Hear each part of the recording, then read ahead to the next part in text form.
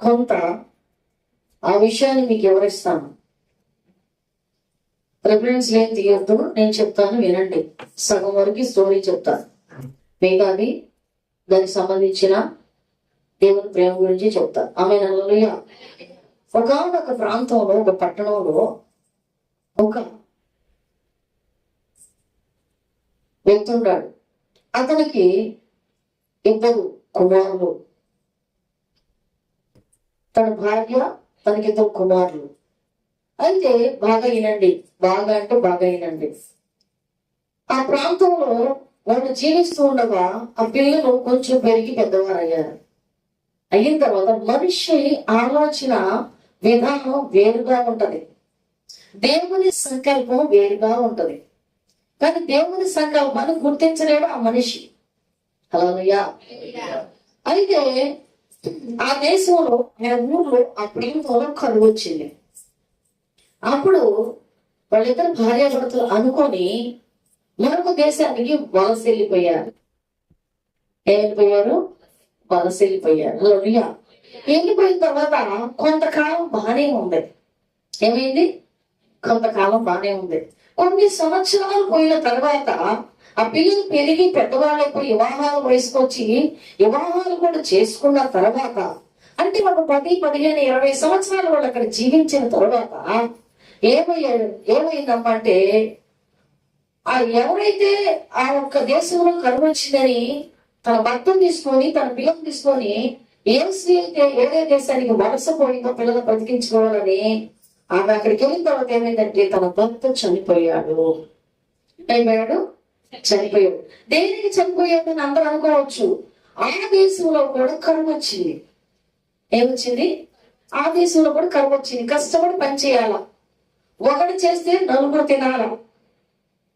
అయితే ఆయన తిండి తిప్పలు మానేసి పంట పండిస్తూ పండిస్తూ పండిస్తూ సరైన పొజిషన్, సరైన తిండి లేకపోవడం వల్ల ఆయన అక్కడ చనిపోయాడు. తర్వాత కొంతకాలం అయిపోయిన తర్వాత మరొక కుమారుడు, పెద్ద కుమారుడు కూడా చనిపోయాడు. అదే పరిస్థితి.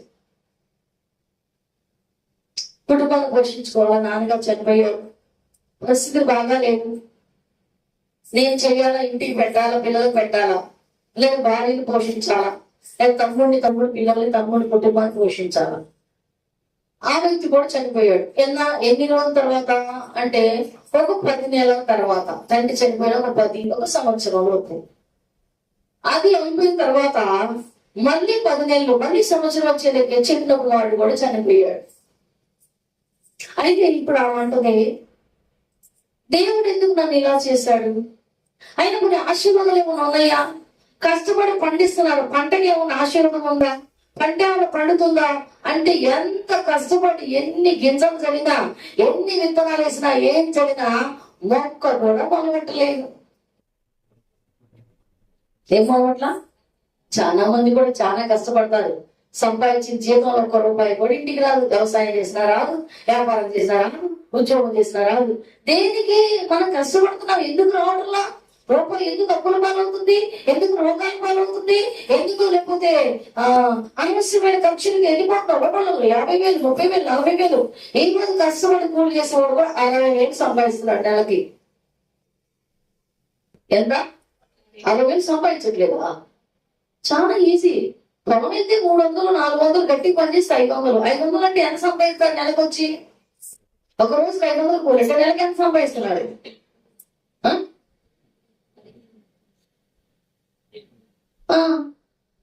ఆమె హల్లెలూయా.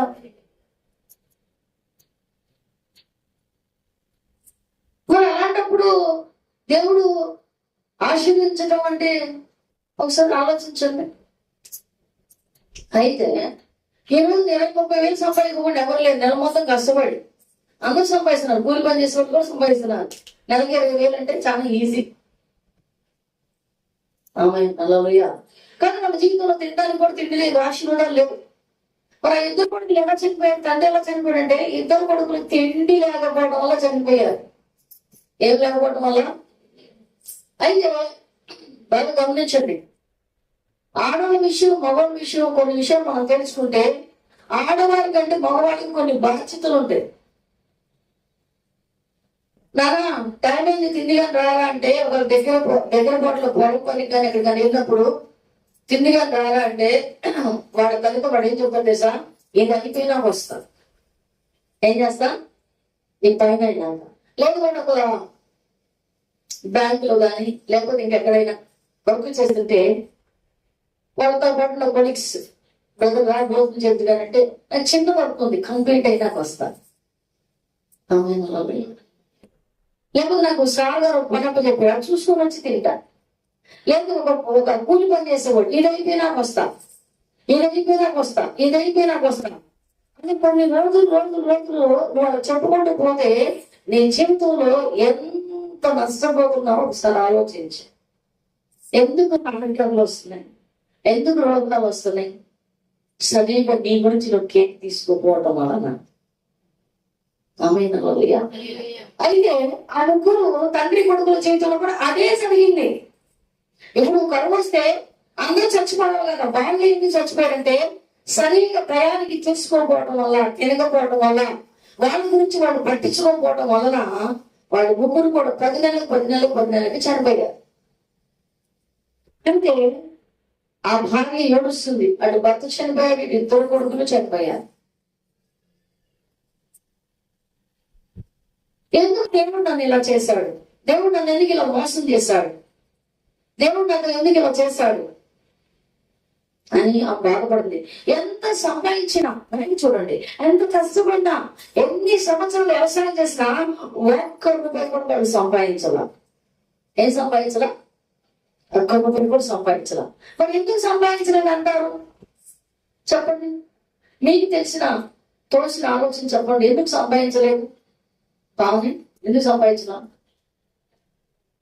ఏం లేదు, దేవుని యొక్క ఆశీర్వాదం లేదు. అది కాక అసలు విషయం ఏంటంటే శపితమైన స్థలంలో వాళ్ళు అడిగితే చెప్దాం. ఎక్కడుంటారు వాళ్ళు? శపితమైన స్థలం, శపించబడిన స్థలంలో ఉండి ఆశీర్వదించే ప్రభు అంటే ఆశీర్వాదం ఎక్కడి నుంచి వస్తున్నాయి? చాలా మంది నేటి దినాల్లో అదే చేస్తున్నారు. పాడైపోయి పనికి రాని స్థలంలో జీవితాలు నిలబడి ప్రభావాన్ని ఆశీర్వించు, ప్రభావాన్ని దీవించబడుతున్నారు. ఆ స్థలమే శపితమైన స్థలం, ఆ స్థలమే ఆశీర్వమైన స్థలం, ఆ స్థలమే పాడుబడిన స్థలం, ఆ ఏరియా వద్దన్న ఏరియా లేక అవసరమైనది. అక్కడి నుండి ఆశీర్వించండి.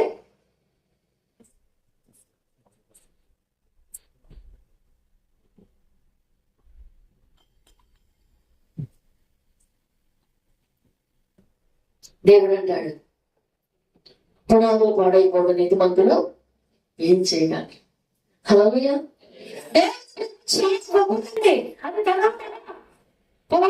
హిందూ, క్రిస్టియన్, ముస్లిం ఉండదు. మనకు వర్గాలు వర్ణాలు ఉంటాయి కానీ దేవునికి లేవు. హల్లెలూయా. నువ్వులాగా వేడిలాగా అలా ఆడలాగా నీకు ఉండదు. నువ్వు అడిగి దాన్ని బట్టి, నువ్వు వచ్చిన విధానాన్ని బట్టి, నువ్వు చేసిన దాన్ని బట్టి దేవుడిని దీవించడం ప్రారంభిస్తాడు. కానీ పాడైపోయిన స్థలాల్లో ప్రదేశాల్లో నేను దీవించకూడదు అంటే ఆమె జీవితంలో నీ జీవితం కూడా అలాగైపోతుంది. అయితే ఆమె అలా ఏడ్చుకుంటూ దేవుణ్ణి అడిగి, ఏంటి ప్రభా నా పరిస్థితి ఏంటి, ఎందుకు కొడుకులు ఇద్దరు చనిపోయారు, నా భర్త చనిపోయాడు, నా పెళ్లి చనిపోయాడు, నా పరిస్థితి ఏంటి అని ఎదురు చూస్తూ ఆమె ఏడుస్తూ దేవుని కోసం ఎదురు చూస్తుంది. ఏం చేస్తుంది? ఎదురు చూస్తుంది. కొంతకాలం అయిపోయిన తర్వాత ఆమెకు ఒక వర్తమానం వచ్చింది.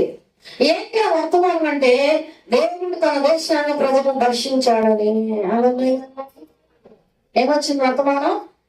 దేవుడు తన దేశాన్ని తన ప్రజలను దర్శించి చాలా కాలం అయిపోయిందంట. అప్పుడు వాళ్ళు సుఖక్షేమాలతోటి సస్యశ్యామలంగాను ఆరోగ్యంగాను పంటలతో పండిస్తూ చాలా బాగా సంతోషంగా ఉన్నారన్న వార్త ఆమె తెలిసింది. వెంటనే మన దేశానికి పైకి ఏడింది. ఆమె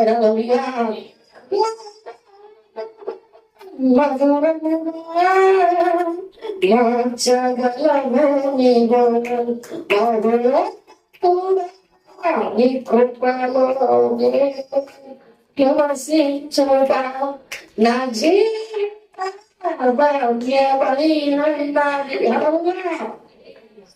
అలాగే తన ప్రజలు దేవుడు దర్శించాలని తెలుసుకొని ఆమె తన దేశానికి బయలుదేరుతుంది.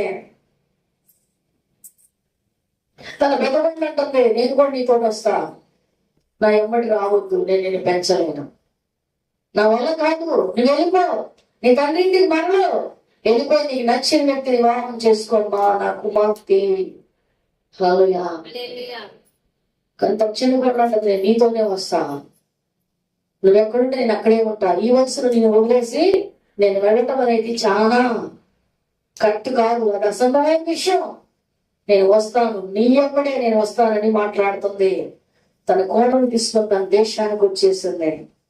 జనమందరూ చూసి అంటున్నారు, అయ్యో వెళ్ళేప్పుడు మంచి వయసులో ఇద్దరు చిన్నపిల్లలు పట్టుకొని, భర్తను ఎండ పెట్టుకొని, పుట్టిన బంగారం వేసుకొని, పుట్టిన నగలు వేసుకొని, ఆర్భాటంగా హనుతో వెళ్ళింది, ఇప్పుడేంటి ఇలా అయిపోయింది. దేవునికి వ్యతిరేకమైన పనులు చేయకూడదు, ఎవరికి కూడా ఏం చేయకూడదు. అక్కడికి వెళ్ళి ఆశీర్వదించబడి కట్టకట్ట సంపాదిస్తారేంటి? నది ఆమె నదిలా వెళ్ళినప్పుడు ఇద్దరు పిల్లల్ని తన భర్తను ఎండ పెట్టుకొని మంచి వయసులో వెళ్ళింది. ఇప్పుడు ఇద్దరు అలాగ ముసలితనంలో తిరిగి వచ్చింది తన దేశానికి. హల్లెలూయా. ఇప్పుడు పిల్లలు వచ్చారు వెనకాల, భర్త వచ్చాడా? ఎవరు? ఒంటరి కత్తి వచ్చింది. అందరూ అంటున్నారు, ఎన్ని బాధలు పడ్డావు, ఎన్ని చేశావంటే అవంటుంది, నా బ్రతుకు మారా అంటుంది. ఏమంట? నా బ్రతుకు మారా, నన్ను దేవుడు ఏం చేశాడంటే దుఃఖం కలిగించాడు, నాకు నా బ్రతుకు మారా అంటుంది. ఆమె హల్లెలూయా. దేవుని సంకల్పం వేరే, మనము దుర్మార్గం నీచమైన మనస్తత్వం కలిగిన దేవుడు నీకేం చేస్తుంటే తెలియదు, నీకు నచ్చినట్టు బ్రతుకుతావు, నీకు వచ్చినట్టు బ్రతుకుతావు, నీకు ఆలోచన కలిగినప్పుడు బ్రతుకుతావు. దేవుని చిత్త ప్రకారం ఎవరు బ్రతకడం. హల్లెలూయా. ఆ దేశానికి, తన దేశానికి రావాలన్న దేవుని సంకల్పం, తండ్రి ఇంటికి రావాలన్న దేవుని ఆలోచన. చిన్న ఉద్యోగం తిప్పి కొడితే 15,000 నెలకు రాదు. ఆ ఉద్యోగం చూసుకొని మధ్యలో మానేస్తాం, ప్రార్థన మానేస్తాం. ఆదివారం ప్రార్థన ఉద్యోగం, నేను బిజీ. ఏం బిజీ నువ్వు? నేను ఎంత బిజీ అసలుకి, మా సార్ ఊరుకోడు. రేపు నీకు ఏదైతే నీ సార్ వస్తాడా?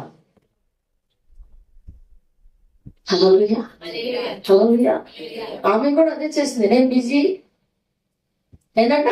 నేను బిజీ, నా కుదరదు, నేను రాలేను. ఈరోజు అన్ని పడగొట్టుకొని 2 చేతులు యాచించి మన దేశాన్ని తిరిగి వచ్చింది. ఆమె హల్లెలూయా. హల్లెలూయా. వాత్సల్యం కలిగిన వాడు, దేవుని వాత్సల్యం చాలా గొప్పది. ఎలాంటి వారినైనా, ఎలాంటి స్థితిలో ఎవరినైనా నడిపించగలిగిన సర్వశక్తివంతుడు. గట్టిగా హల్లెలూయా.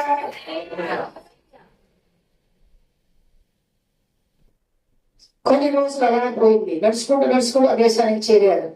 చేరిన తర్వాత ఊర్లో వాళ్ళందరూ చూసి బాధపడ్డారు, భయపడ్డారు, ఏడ్చారు. ఆమె కోడలు ఏం చేసిందంటే ఆ దేశంలో ఆ సంవత్సరం కోస్తున్న ఆ గోధుమలు 50 పంటలో ఆమె చేరింది. పరిగెడుకుంటానికి. హల్లెలూయా. ఆమె ఏడుకుంటూ తన అత్తను పోషించుకుంటూ ఆమె జరుగుతూ దినముల నెలల సంవత్సరంలో జరిగిన తర్వాత కొన్ని రోజులకి, కొన్ని దినాలకి ఆమె ఒక వ్యక్తి ఆమెకు పరిచయం అయ్యాడు. ఆ తరువు యజమానుడు. హల్లెలూయా. హల్లెలూయా. ఆయన అంటున్నాడు, ఎవరైనా ఎంతమంది నేను ప్రత్యేకం కనబడుతుంది, నాకు ఇప్పటివరకు ఎక్కడ కనపడ్డా, ఎవరి చిన్నది అని అడుగుతున్నాడు. అక్కడ పని వాళ్ళు పరిచారకులు అంటారు, అయ్యా ఆమె పలానా దేశం నుంచి, శపితమైన దేశం నుంచి తన అత్తతో కూడా వచ్చిన పలానా ఆమె. ఆయన అంటున్నాడు, నా కుమారి, నువ్వు ఏ పొలం పనుండు, నా పొలంలో ఉండు, ఎక్కడ ఏడుగో, ఇక్కడే ఉండు, నీకు నేను తోడుగా ఉంటాను. ఎందుకంటే మాట వినలేదు, కరువు వినలేదు, పట్టణప్పుడు వినలేదు, వేరే సమయంలో వినలేదు.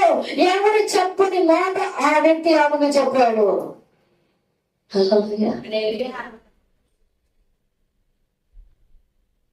సరేనండి, ఏడుకుంటుంది, పని చేస్తుంది, వాళ్ళకు పని చేస్తుంది, కోస్తుంది, వాళ్ళకి సాయం చేస్తుంది, ఆ పరిగెత్తుకుంటుంది. అలాగే వస్తూ ఉన్నాయి. కొన్ని దినములు అయిపోయిన తర్వాత ఏమైందమ్మా అంటే వాళ్ళకు కొంత పొలం ఉంది. ఆ పొలం విడిపించే సమయం వచ్చింది. వాళ్ళని పద్మాలు వేసుకుంటున్నారు. అయితే ఆ టైంలో ఆయన అంటున్నాడు ఆమెతోటి, అది దేవుని ప్రేమ ఎవరిని నవ్వుదండి. ఆమె ఒక శబ్దమైన దేశం నుంచి వచ్చింది. ఆమె మోయాబీరాలు. ఆమె యెరూషలేము వచ్చింది వలస. దేవుడు వదులుతాడా? ఆమె హల్లెలూయా. విడుదల గ్రంథం 2:12. విడుదల గ్రంథం 2:12 అదే, యెహోవా నీవు చేసిన దానికి ప్రతిఫలం ఇచ్చును. ఇశ్రాయేలీయులకు కొంచెం పయనించుకోవడం చూడు, 9 నుంచి కూడా చూడొచ్చు. వారు పోయి చేను కనిపెట్టి వారిని వెంబడించుము. నిన్ను ముట్టకూడదని యవనస్తులకు ఆజ్ఞాపించి ఉన్నాను. నీకు దాహమగినప్పుడు కొండల యొద్దకు పోయి పనివారి చేతిలో నీళ్లు త్రాగుమని చెప్పారు.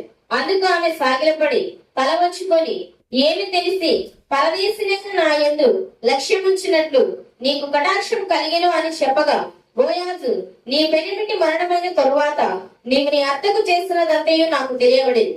నీవు నీ తల్లిదండ్రులను నీ జన్మభూమిని విడిచి ఇంతకు ముందు నీవు ఎరుగని జనమునంతకు వచ్చితివి. యెహోవా నీవు చేసిన దానికి ప్రతిఫలం ఇచ్చును. ఇశ్రాయేలు దేవుడైన యెహోవా రెక్కల క్రింద సురక్షితముగా నుండినట్లు నీవు వచ్చితివి.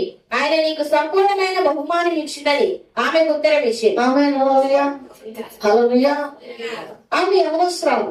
ఆయన అంటున్నాడు, ఇక్కడ ఎవరు ఎక్కడికి నేను ఆజ్ఞాపిస్తాను, నిన్ను ముట్టకూడదని, నిన్ను ఎవరు చూడకూడదని, నిన్ను ఎవరు కూడా ఏమి అనకూడదు, నేను ఆజ్ఞాపిస్తాను. నాకు వారి ఏ పదవిని వదిలిపెట్టి నువ్వు వెళ్ళకము.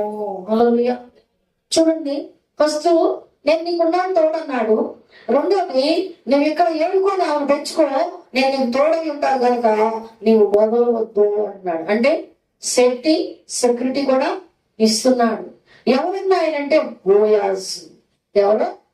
బోయాజ్. ఆమె మేము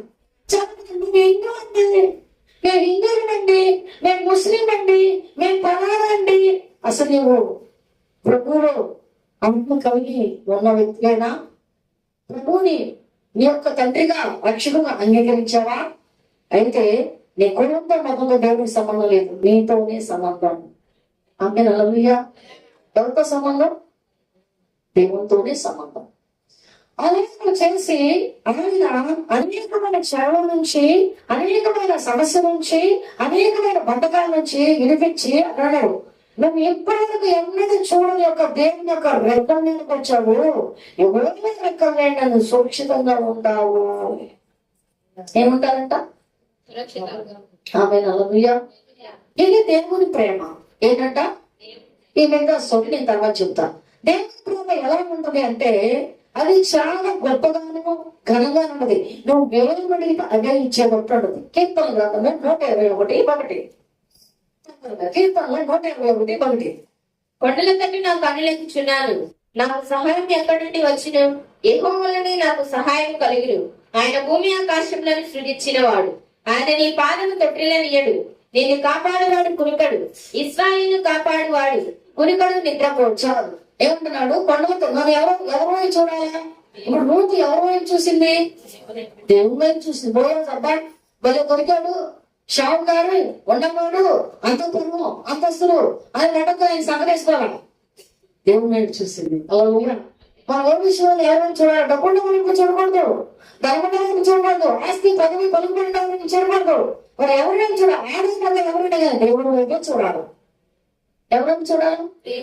మరి చూస్తున్నాం దేవుడు వైపు. మరి మన ఇంటికి ఎవరైనా ఎమ్మెల్యే కానీ ఎంపీ గారు ఉండొచ్చాడు, మనకు అసలు ఆగదే. వాడు మనిషి కదా, చెప్పండి. మనలాంటి మనిషి, మనలో ఉన్నవాడే. ఎందుకు? నీకు గౌరవించాలి, కానీ నిన్ను మించి కాదు. గౌరవించాలి, సన్మానించాలి, దేవుడు మించి కాదు. దేవా ఎమ్మెల్యేగా ఇంటికి తీసుకొచ్చాను, దేవుడా స్తోత్రం అని చెప్పాలి. నేనంటే ఏమనుకున్నా, నా పలుకుబడి అంటే ఏమనుకున్నా, అసలు నేను మామూలు విషయమా? అబ్బాయి ఎవరు వెళ్ళి పలుకుబడిందండి మా ఊర్లో, ఎమ్మెల్యేగా పిలితో వస్తాడు. హల్లెలూయా. ఆయన అవసరమా? చెప్పండి, అవసరమా? అంటే ఎవరిని కనపరుస్తున్నావు, ఎవరిని తక్కువ చేస్తున్నావు ఇక్కడ? హల్లెలూయా. రోజు ఎవరిని కనిపించింది? మోయాబు దేశంలో వెళ్ళా అన్ని నెలలు ఎవరు కనిపించింది? దేవుడిని కనపరిచింది. ఎవరో లెక్కలేనా నువ్వు సురక్షితంగా ఉంటాయని చెప్పినప్పుడు ఏమీ తెలియన పరమేశ్వరైన నన్ను ఎందుకయ్యా నా పైన నీకు ఇంత వాత్సల్యము, ఇంత ప్రేమ? దేవుడిని ఆశీర్వదించిన గాక. హల్లెలూయా, హల్లెలూయా అని చెప్పింది. అందుకన్నాడు నా కళ్ళెత్తుచున్నా, నాకు సహాయం ఎక్కడి నుంచి వచ్చును? కీర్తనగారు దావీదు అంటున్నాడు. ఆమేన్, హల్లెలూయా. ఎవరి నుంచి చూస్తున్నాడంట? ఎక్కడి నుంచి వచ్చింది సహాయం? దేవుడి వల్లనే వచ్చింది. ఎందుకు వచ్చింది? ఇప్పుడు దేవుడు రూతుని ప్రేమించాడు, పరిణామం ఇచ్చాడు అక్కడ. మరి దేవుడు నిన్ను ప్రేమిస్తే ఎవరిని ఇస్తాడు? ఎవరినివ్వడు, ఆయనే వస్తాడు. ఏమొస్తాడు? ఏ సమస్య వచ్చిన మనుషులకి ఎందుకు చెప్తున్నా? ఒక విషయం దేవుడికి ఎందుకు చెప్పలేకపోతున్నా? కంపెనీ సమస్య వచ్చింది మనుషులకి, కంప్యూటర్ సమస్య వచ్చింది మనుషులకి, లేకపోతే ఆఫీసుల సమస్య వచ్చింది మనుషులకి, దేవుడికి ఎందుకు చెప్పలేకపోతున్నాం?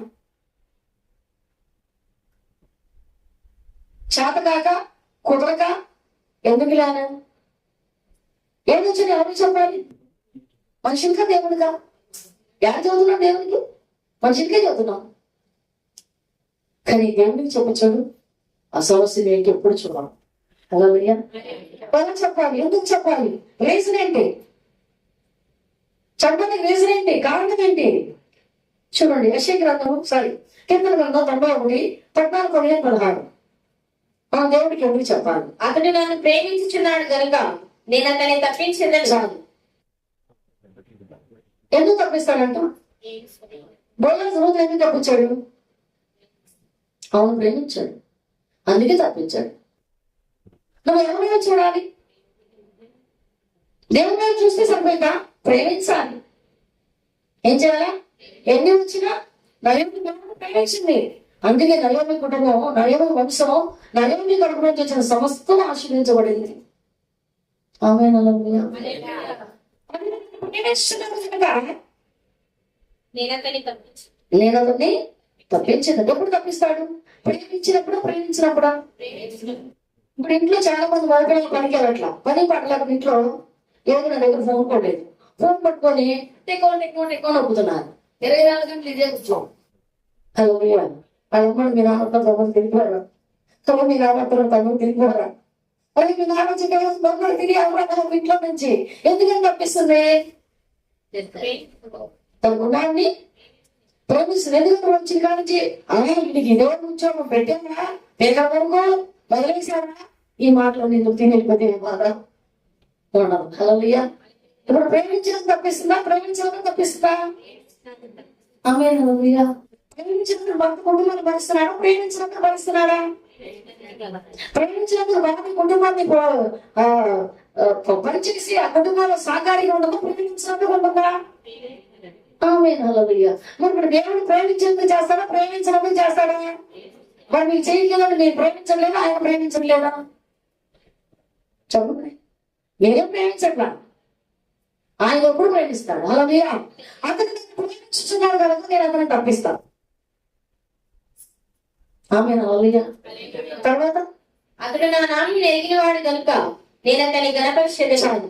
అతను నా నామమును ఎరిగినవాడు కనుక నేను అతన్ని గణపరిచేదను. శ్రమలు అతనికి తోడై ఉంటాను. ఎప్పుడుంటాడంట? శ్రమలు ఎవరైనా తోడుంటాడా? కష్టాలు తోడుంటాడా? సమస్యల శోధనలో నిన్న ప్రభావం తోడుంటారా? ఇంకా అప్పుడే వాళ్ళు ఇంకా ఉన్నట్టారు.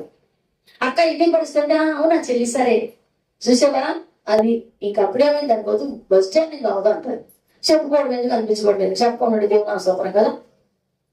నువ్వు చెప్పడం అది అంటావు, దానివల్ల బాధపడతావు. నమ్మకం ఏంటి? నీ పదం దాకా బాగుంటుంది, ఇంకా నాశనం అయిపోతావు. చెప్పబడింది ఇంకా నా దేవుడితో చెప్తే 100% ఆశ్రయించబడుతుంది. హల్లెలూయా.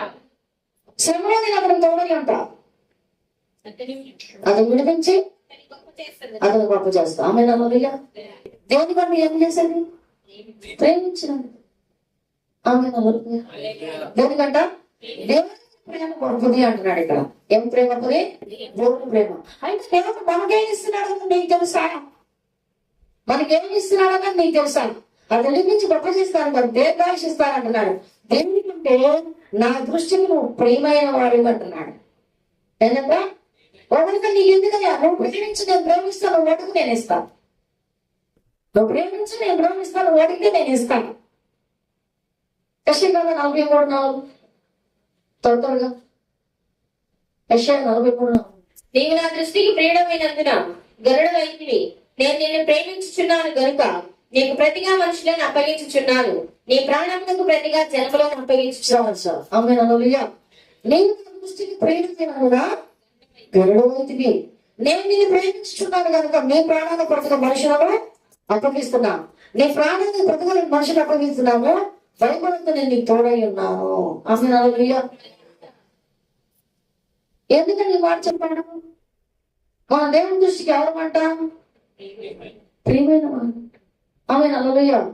నయోమి ఒకసారి ఒక మాట అంటది, నా భర్తను తీసుకెళ్ళి, నా ఇద్దరు పిల్లలు తీసుకెళ్ళి, నన్ను మాత్రం ఎందుకు ఇలా వదిలేశావు? నన్ను కూడా నువ్వు తీసుకెళ్ళొచ్చుగా అని అడిగింది. చాలా మంది అదంటారు, ఈ బాధలు నేను పడలేదు, నేను చచ్చిపోతాను, అందరి పనులు నేను కూడా పోతే బాగుంటది, నువ్వు కూడా ఎంతసేపు పని, కాసేపు పని, పోలే పని. దాని అర్థం ఏంటి? నీ వల్ల ఏదో కార్యం జరగబోతుంది. వాళ్ళని ఎంత పరిస్థితి చేసేది లేదు. ఎందుకంటే నేను కూడా పోతే మంచిది కదా, నా పిల్లలతో కూడా, నా భర్త పోయా, నా ఇద్దరు పిల్లలు పోయా, నా కూడా ఎందుకు వదిలేసి నేను నా దేశానికి నేను వెళ్ళిపోతా, నేను కూడా చచ్చిపోయి పోయాను కదా బాబా. ఎందుకంటే ఈ అర్థమైన చేతి డాక్టర్ బతుకు నాకు ఎందుకో? ఎంత వయసు వచ్చింది నీకు? 60 ఏళ్ళు వచ్చింది. నీ పిల్లలు 10 సంవత్సరాలు కాపురం చేశారు, వాళ్ళకి 20 ఏళ్ళు 30 ఏళ్ళు వచ్చినాయి. అయినా వాళ్ళందరిపై నువ్వు పోవాలంటే నేను పట్ల దేవుని ప్రణాళిక ఏమై ఉందో. నా పిల్లలు లేనప్పుడు నేను ఎందుకయ్యా? నా భర్త లేనప్పుడు నేను ఎందుకయ్యా? నా పిల్లలు లేనప్పుడు నేను ఎందుకయ్యా? నా తోడబుట్టి లేకపోతే నేను ఎందుకయ్యా? మొన్నమైన లేకపోతే నేను ఎందుకయ్యా? ఎందుకున్నావు? ఆయన సమాధానం చెబుతాడు. చాలా ఇస్తాడు, వచ్చిన నా గొప్ప ఈ జీవితం. దానివల్ల లాభం ఏంటి? దానివల్ల లాభం ఏంటి? హల్లెలూయా. హల్లెలూయా. దేవుడు పెద్ద ప్రణాళిక కలిగి ఉన్నాడు ఇప్పుడు నీ పట్ల. అందరితో ఒక్కొక్క మనిషిలో, ఒక్కొక్క కుటుంబం, ఒక్కొక్క ప్రణాళిక. నేను ఎందుకు వచ్చాడు? ఎన్ని అవగాహన పడి, ఎన్ని నిందలు పడి, ఎన్ని తిట్లు తిని, ఎన్ని మాటలు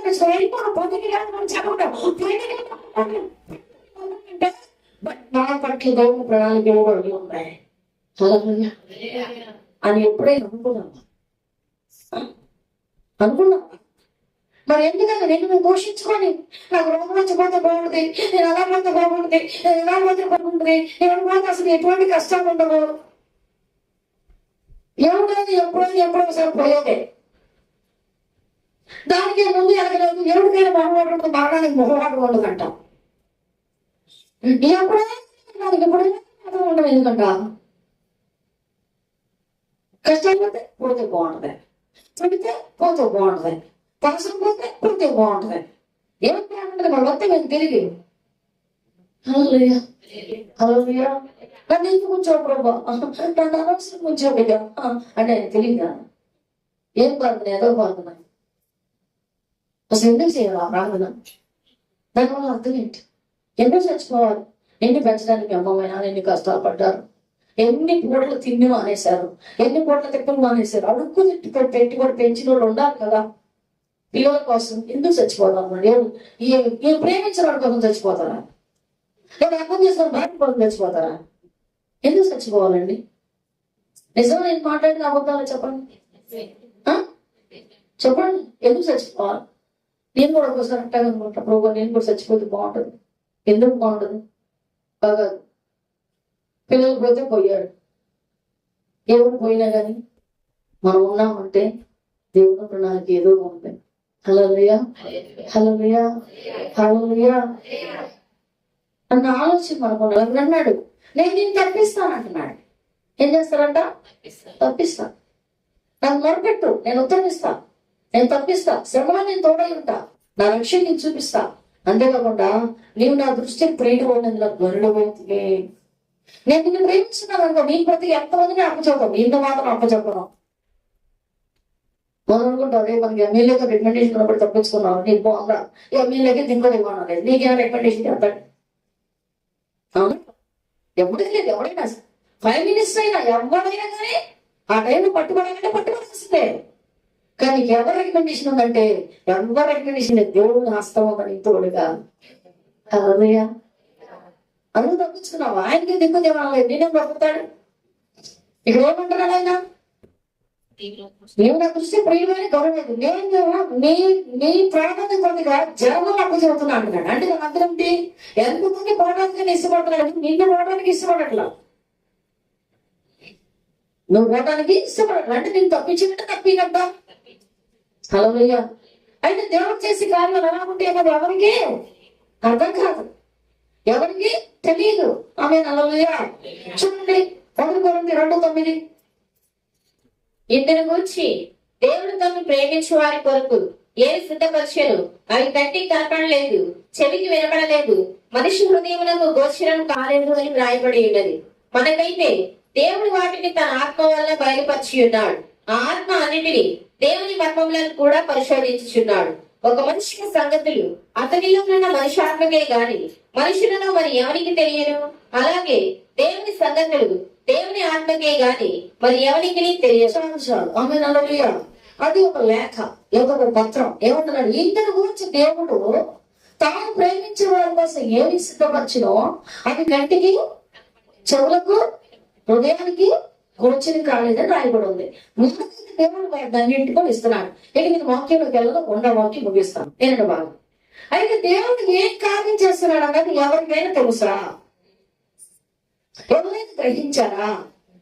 అయ్యో ఇంటికంటే అటు జరిగితే బాగుండేది, మనం అలా చేయకుండా ఉండేది బాగుండేది, ఇలా కట్టకుండా ఉంటే బాగుండేది, ఆ ఏరియా నిన్ను కొనుక్కోవడం బాగుండేది, మునిగేది కాదు, కొనుక్కోవడం నాకు ఆగలేదు. మరి హలో, ఇప్పుడు అంటున్నారు అనవసరంగా ఆ మునిగిపోయే ఏరియాలో ఇల్లు కొనుక్కున్నాం. ఆమె హల్లెలూయా. అక్కడ నీకు రాసి పెట్టులో అక్కడ కొనుక్కున్నావు, కుదరదున్నా కుదరదు. ఎందుకంటే అదంతే సృష్టి ధర్మం. ఆమె హల్లెలూయా. ఇందులో గురించి దేవుడు తాను ప్రేమించే వారి కోసం ఏ సిద్ధపరిచినో అవి కంటికి కనబడలేదు, చెవులకు వినపడలేదు, మనిషి హృదయాలకు గోచరం కాలేదు రాయబడి ఉంది. మనమేది దేవుడు తన మనకు వలన అన్నిటిని కూడా బయలుపరుస్తున్నాడు. ఒక మనుషుని సంగతులు మనుషాత్మకే గాని మనుషులు మరి ఎవరికి తెలియదు. దేవుని సంగతులు కూడా దేవుని ఆత్మకే తెలియదు. ఆమె హల్లెలూయా. ఇప్పుడు నేను ఒక స్టోరీ చెప్పాను. ఆ స్టోరీలో ఆ వ్యక్తి ఎవరమ్మా అంటే నయోమి. ఎవరో వ్యక్తి? నయోమి. తన భర్త, తన పిల్లలు. అయితే తన పిల్లలిద్దరిని తన భర్తను తీసుకొని వెళ్ళింది. ఎలిమెల భార్య నయోమి. ఆమె హల్లెలూయా. పిల్లల పేరు మహమోను, కిల్యోను. వాళ్ళు మోయాబు దేశానికి, యెరూషలేము వదిలి మోయాబు దేశానికి వలస వెళ్ళారు. ఆడికి బాగా శ్రమలు వచ్చినాయి, శోభలు వచ్చినాయి, కష్టాలు వచ్చినాయి. పిల్లలు ఎప్పుడు తన భర్త కూడా చనిపోయారు. నయోమి ఏడుస్తుంది, నేను కూడా చనిపోతే బాగుండేది అని. దేవుడు నయోమి పట్ల ఏం చేశాడు అన్నది ఎవరికి తెలియదు అని నేను చెప్తున్నా. ఇప్పుడు ఏమంటున్నాడు? నాకు మొరపెట్టి నీకు ఉత్తరం ఇస్తానన్నాడు. సారీ, నేను కొండలు బట్టి నీ కళ్ళు, నా కళ్ళతో నా సాయం ఎక్కడి నుంచి వచ్చింది, ఎవరి వల్ల సాయం వచ్చింది అన్నాడు. అంటున్నాను, నా దృష్టికి నువ్వు ప్రియమైన గౌరవం అన్నాడు. అంతేకాకుండా నువ్వు నన్ను ప్రేమించున్నావు కనుక నీ ప్రతిగా జనాన్ని అప్పచెప్తానన్నాడు. అయితే నేను ఇప్పుడు నీకు ఏం చేస్తున్నాను తెలుసుకో అంటున్నాడు. ఆమె హల్లెలూయా. బాగా వినండి, ఇది చెప్పి నేను ముగిస్తాను. అయితే వాళ్ళిద్దరు పిల్లలు చనిపోయారు, ఆయన కూడా చనిపోయారు. ఆమె ఏడ్చింది, నన్ను కూడా నువ్వు తీసుకెళ్ళి ప్రభా, నాకు ఈ జీవితం వద్దు అని. అయితే ఏడ్చింది, కానీ ఆమె చనిపోలేదు. ఆమె తన కోడలైన చిన్న కోడలైన రూతును తీసుకొని యెరూషలేముకు వచ్చేస్తుంది. ఓడిపోయిన పొలం ఉంది, ఆ పొలం పండించడానికి కుదరదు. కారణం ఏంటంటే అది అప్పుల్లో ఉన్న వాళ్ళు అది ఎవరైనా విడిపించి ఎవరైనా ఏదైనా చేయాలి. ఆ పొలం విడిపించడానికి ఎవరు వచ్చారమ్మంటే ఎలిమిలకు దగ్గర బంధువైన ఒక బంధువు వస్తాడు. అయితే బోయజు నేను విడిపిస్తానంటాడు, కానీ ఎలిమిలకు దగ్గర బంధువు వాడు ఊరుకోడు, వాడు సొంత సహోదరుడు. అప్పుడు బోయజు ఏం చెప్తాడంటే ఒక పరివారంతోటి నువ్వు వెళ్ళి ఆయనకి ఏం చెబుతామంటే, ఎలిమిలకు దగ్గర బంధువుకి ఏం చెబుతామంటే, సగం మటుకు ఆమె రూతుకి ఇస్తున్నాడు, ఆమెకు అన్ని సమస్యలు సమకూరుస్తున్నాడు అని చెప్పు. రేపటి కాలంలో పంచాయతీ పెడతారని చెప్తారు, లేదా పెద్దలందరూ పిలిపిస్తారు దేవాలయం దగ్గరికి అని చెప్పినప్పుడు బోయజుని, అతనితో ఉన్నవారిని, ఎలిమిలకు బంధువుని అందరిని పిలిపిస్తారు. అడుగుతాడు అక్కడ ఉన్న ఆ మతాధికారి, నువ్వు ఆ మోయాబు దేశం నుంచి వచ్చిన ఆమెకు నీ ఆస్తి సగం ఇస్తున్నావా, నిజమేనా అంటే నిజమేనా అంటారు. ఎందుకు ఇస్తున్నావు? ఆమె శపించబడిన దేశం నుంచి వచ్చింది, మన ఊరు ప్రకారం మన పద్ధతి ప్రకారము అలా ఇవ్వకూడదు కదా, ఎందుకు ఇస్తున్నావు అని అడుగుతారు. అప్పుడు ఆయన అంటాడు, నేను ఊరకనే ఇవ్వటం లేదు. ఏం ఇవ్వట్లా? ఊరికి లాగేనండి ఇప్పుడే స్టోరీ వినాలి. ఊరకనివ్వట్ల ఆయనకు నలుగురికి కొంత పొలం ఉంది. ఆ పొలం నేను తీసుకొని ఆ ఇద్దరు ఆడవాళ్ళ బాధ్యత కూడా నేను తీసుకొని నా ఆస్తిలో నా పొలం పంటని సగమిస్తున్నాను అంటాడు. ఆమెకు 8,000 బంధువు అంటాడు, నువ్వెలా తీసుకుంటావు? ఆ పొలాన్ని నేను తీసుకోవాలి అంటే ఈ ఇద్దరు స్త్రీలను కూడా నువ్వే అంగీకరించు, నయోమిని పెంచి పోషించు, రూతుని వివాహం చేసుకో అంటాడు. అప్పుడు ఆ మాట కదా అంటాడు, రూతుని వివాహం చేసుకోవటం కుదరదు, ఎందుకంటే ఆ మోయాబీ గారు ధర్మశాస్త్ర ప్రకారము చేసుకోకూడదు కనుక నేను ఆమెను చేసుకోను అని అంటాడు. మరి ఇప్పుడు వాళ్ళు మన దేశం వచ్చినందుకు ఏమైపోవాలా, చనిపోవాలా? అది కరెక్ట్ కాదని చెప్పినప్పుడు అక్కడ మతాధికారులు మళ్ళీ బోయాజుని అడుగుతారు. అయితే మోయాబీరాలైనా ఆమెను నువ్వు చేసుకుంటావా, ఆమెకు నువ్వు లక్ష్యంగా ఉంటావా, ఆ పొలం తీసుకొని వాళ్ళ అప్పులైతే నువ్వు తీరుస్తావంటే బోయాజు అంటాడు, నాకు ఇష్టమే, నేను తీరుస్తాను అంటాడు. ఆమె హల్లెలూయా. ఏం చేస్తాడు దేవుడు అన్నది ఎవరికి తెలియదురా. ఒకటి కింద బానిసత్వం చెప్తేనో, ఒకరికి సిగరెట్లు అగ్గిపెట్లు చెప్తేనో, లేకపోతే వాళ్ళకి మనసు కూడా పోతేనో, అనిపిస్తున్న స్టాక్ కాయలు పంచుతేనో మనకు ప్రమోషన్ రావు. దేవుడు అనుకుంటే వస్తాయి. హల్లెలూయా చెప్తాం. హల్లెలూయా. ఇప్పుడు చెప్పండి హల్లెలూయా. అనుకుంటే చేపల పాలు పోతే ప్రమోషన్ వస్తాయి, చెత్త వస్తాయి, రావు, డబ్బులు దాని. మరి ఎలా వస్తాయి? ఒకటి ప్రభా ఈ వరకు నేను చేస్తాను, నువ్వు చూస్తున్నావు. ఆ కంప్యూటర్లో కూర్చొని అడిగు, ఆకాశం మంది నువ్వు తప్ప నాకు ఎవరు లేరయ్యా, నీ ప్రమోషన్ గ్యారెంటీ. హల్లెలూయా. ఇప్పుడు ఎవరు తినాలి మనం? దేవుడిని అడిగా. అలాగా నేను వినిపిస్తానని ఆయన చెప్పినాక ఏమైందంటే నిజంగా వినిపించడానికి ఇష్టపడతారు.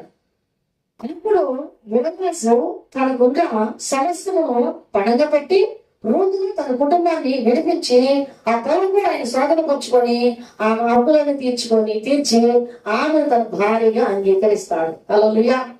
అంగీకరించిన తర్వాత ఆయనకి వివాహం జరిగిన తర్వాత ఒక కుమారుడు పుడతాడు, ఓబేదు. అతను ఓబేదుని ఎందుకు పేరు పెట్టారంటే దేవుని సేవకుడు, పరిచారకుడు అని అర్థం. ఆమె హల్లెలూయా. బాధలేనండి. ఒక కుమారుడు పుడతారు, ఓబేదు. అతనికి బోయజు పుట్టిన మొట్టమొదటి కుమారుడు ఓబేదు అని పెడతారు.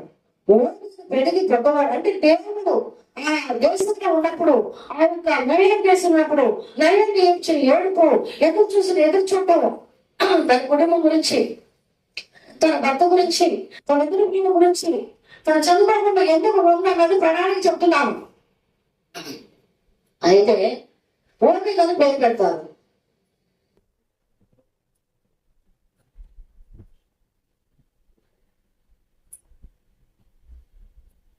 ఓబేదు పెరిగి పెద్దవాడని వివాహం చేసుకున్నాక ఆయన కుమారుడు పుడతాడు. ఆయన పేరు యెషయి. ఏంటంట? యెషయి. యెషయి పెరిగి పెద్దవాడని ఆయనకి 8 మంది కుమారులు పడతారు. ఆ 8 మంది కుమారులు చిన్నవాడు పేరు దావీదు. ఎవరంట? దావీదు. దావీదు పుట్టిన దేనికమ్మంటే ఇశ్రాయేలు ప్రజలు ఏలటానికి, ఇశ్రాయేలు ప్రజలను బానిసత్వం నుంచి విడిపించడానికి, ఇశ్రాయేలు ప్రజలను దేవుని వైపు నడిపించడానికి, ఇశ్రాయేలు ప్రజలకు ఆనందంగా ఉండి అన్ని విషయాల్లో నడిపించడానికి దేవుడు మరోగా సింహాసనం కూర్చున్నాడని దావీదు దేవుడు గట్టిగా చెప్పడం అంటే హల్లెలూయా. చదువుకోండి, ఇవన్నీ జరిగాయా? దేశం వచ్చేదా? బోయా చేసుకునేవాడా? నువ్వు చచ్చిపోయిపోయింది అంటారేంటి? దేవుని ప్రణాళిక ఏంటి అర్థం చేసుకోవా? దేవుని పట్ల ఏం చేయకుండా అర్థం చేసుకోవా? కష్టాలు చదువుకుంటే హల్లెలూయా. అక్కడ అంటారు మహేశ్వర్తలు సర్వోన్నత శక్తి నీకు కనుగొను, దావీదు సింహాసనం నీకు ఇచ్చును. ఆ సింహాసనం అందమైనది, ఎగువ రాజులేని సర్వశక్తి కలిగిన దావీదు సింహాసనం ఇవ్వబోతున్నాడు. హల్లెలూయా. దావీదు ఎవరి నుంచి వచ్చాడు? యెషయి నుంచి వచ్చాడు. యెషయి ఎవరి నుంచి వచ్చాడు? ఓబేదు నుంచి వచ్చాడు. ఓబేదు ఎవరి నుంచి వచ్చాడు? రూతుల నుంచి వచ్చాడు. రూతు ఎవరి నుంచి వచ్చాడు? నయోమి నుంచి వచ్చింది. నయోమి అక్కడి నుంచి 11 మంది కూడా ఉన్నది. దావీదు రావడానికి అవకాశం లేదు. అందుకే ఇంటికి వచ్చి తన ప్రేమించే వారి కోసం ఏమి సిద్ధపరిచిన తలుపు కలపలేదు, చెవులు కలపలేదు, మనుషులకు హృదయానికి వచ్చిన కాలేదు. ఇంకా ఇల్లు సరి కట్టలేవు, ఇల్లు మధ్యలో ఆగిపోయింది, పెళ్లి అవ్వలేదు, పెళ్లి గురించి ప్రార్థన చేస్తున్నాము, అన్ని లేవు, అబ్బాయి చేస్తుంది, అమ్మాయి ప్రమోషన్ లేదు, అమ్మాయి పెళ్లి అవ్వలేదు, అబ్బాయి పెళ్లి అవ్వలేదు అయింది. దేవుని చెత్త మాటలు అయ్యో భర్తలోకి వేసినందుకే ఫంక్షన్కి వెళ్ళట్లేదు. భర్తలకు మర్యాదకి ఎవరా అది బాగా వెళ్ళిపోయింది. అప్పటికి బయటికి రావట్లేదు. మరి అదే ఆడమన్నాను ఎవరు అంటాల్సిన ఏదో కట్టారు అదా ఆ వదిలేసి నేను ఫంక్షన్ కావాలా? ఆ వదిలేంటే ఏం చేశాడు? ఈ వదిలేంటే ఆయన ఏం చేసింది? ఆయన ఏం చెప్పాడు?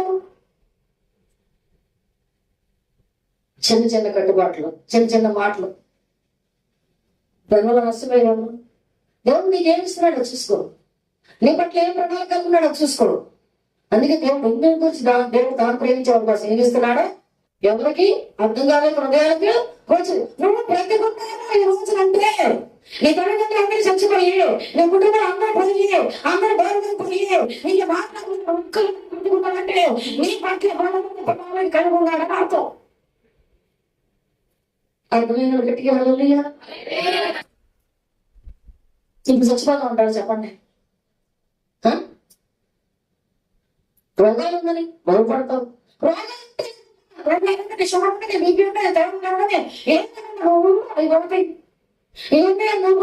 ఎక్కడి నుంచి పోతాయి? హలో నయ్యో మీద ఒక విశ్వాసం ప్రణాళిక ఉంటే దానికి వాడు నీ వంశం నుంచి వస్తా. ముసలి నేను సంపాదిస్తావు, నేను సాధిస్తావు.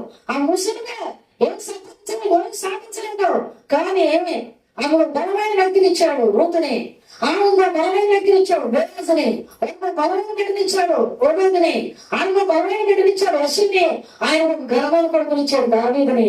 ఆయన ఎన్నుకున్నాడు దేవుడు. హల్లెలూయా. ఇప్పుడు చెప్పండి దేవుడి ప్రణాళిక ఎంత గొప్పది.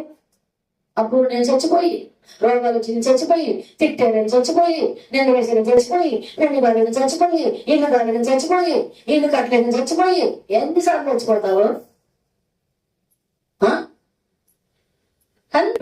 నా పిల్లలకి నాకు ఎంతో అసలు పిల్ల అసలు ఇంట్లో అట్లా ఉంటుంటే ఎంత బాధ పెడుతుంది. హల్లెలూయా. అలాంటి సింపి మాటలు వినవాకండి, తప్పు. మీ పిల్లలు మీ ఇంట్లో ఉండకపోతే ఎవరింట్లో ఉంటారు? మీ పిల్లలు మీరే చూడాలి, మీరే భరించాలి. ఎందుకంటే దేవుడు ఘనమైన కార్యము అన్ని పోగొట్టి వాడిని ఒక్కడిని ఎన్నుకుంటాడు, నీకు ఒక్క నలుగురు ఎన్నుకుంటాడు, అందరూ చచ్చిపోయి వాడే నేను పోషిస్తాడు. ఆమె నలుగురిగా పశువుడండి పెంచండి, వాడే నీకు రేపు ఆధారం అవుతాడు. ఆమె నలుగురిగా అవి ఎవరైతే అనుకుంటారు ఈరోజు వాక్యం దేవుని ప్రేమ ఎవరికి అర్థం కాదు. దేవుడు చెప్పే మాట కూడా ఎవరికి అర్థం కాదు. దేవుడు నీ పట్ల ఒక ప్రణాళిక కలిగి ఉన్నాడు. మనుషుని మోసం చేసిన దేవుడు కోసమే చేయడు కనుక అందుకే అంటాడు దేవుడు తాను ప్రేమించే వారి కోసం ఏం సిద్ధపరచునో కంటికి, చెవులకు, మనుషుల హృదయాలకు గోచరం కాలేదు. ఒక రోజున రూతుని చేసుకుంటానికి బోయాజ్ వచ్చాడు విడిపించడానికి. ఏదో దేవుడే నీకు బోయాజులా వస్తున్నాడు. హల్లెలూయా. నేను చక్రం నుంచి బంధకాలను విడిపించడానికి ఒక ప్రణాళిక కలిగి ఇవాళ దేవుడు దినించుగాక. టెన్షన్ కూడా కాకండి, కంగారు కూడా కాకండి, బాధ కూడా కాకండి. దేవుడిని ఆశీర్వదించబోతున్నాడు. అందరికీ మూసుకొని పంపించండి.